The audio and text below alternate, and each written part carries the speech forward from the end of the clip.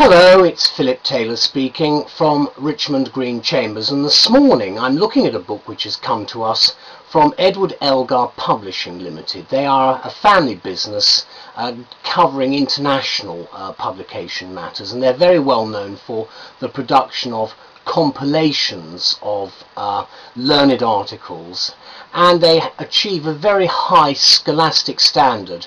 And something which most academics will find of great benefit when they are conducting detailed research in pretty narrow areas of law. This morning I'm looking at a book which is called the Research Handbook on the Economics of Corporate Law. It's a bit of a long title. That's the front cover. There's the side, and then there's the back. This is one of the Research Handbooks in Law and Economics series. The series editors are Richard A. Posner and Francesco Parisi, and this particular book has been edited by Claire A. Hill and Brett H. McDonnell. Now the book is actually quite a heavy one. It's very much in the keeping of the Elgar school of books. What you've got is a reasonably good index right at the back.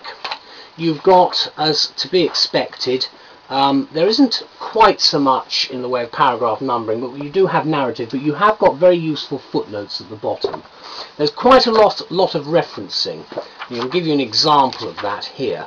There are the references, and each of the chapters has what you can see there, which is a conclusion, which is quite useful because this is actually looking at the balance between law and economics in corporate matters, and I think corporate law matters, and I think it's very helpful indeed. The series, of course, is aimed at being a landmark reference work, and what they offer within the series is a whole range of extremely useful pieces of research material. There are 5 parts to this book in the contents you can see there, covering corporate constituencies, insider governance, gatekeepers, jurisdiction and new theories. You notice the terms are slightly different, but when you're looking at things like gatekeepers, we know that that's regulation to a certain extent. We also know clearly what they're looking at, which is the curbing of corporate activity and so forth. Now, we've got a substantial number of contributors, one of whom is very well known to many, Stephen Bainbridge. He's written a number of very good books. Another list of the huge number of contributors, and you can get an idea of the structure of the book. Again, there are some fairly detailed footnotes in places. As I say, the book itself I think is a great additional resource for those involved in corporate law.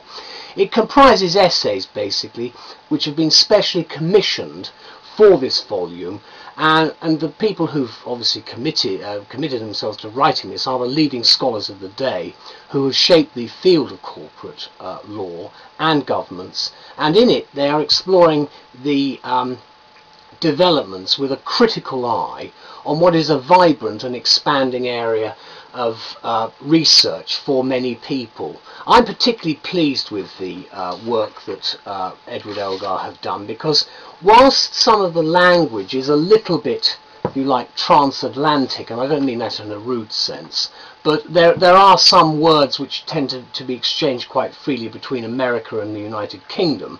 I think this book is directly relevant to what we're doing here in the UK, and of course in what is now the global market. So can I thank all concerned for, I think, an excellent new handbook on where we're going with law and economics in this very difficult economic time for us in 2012. It's a great contribution, and thank you to all concerned. Bye bye.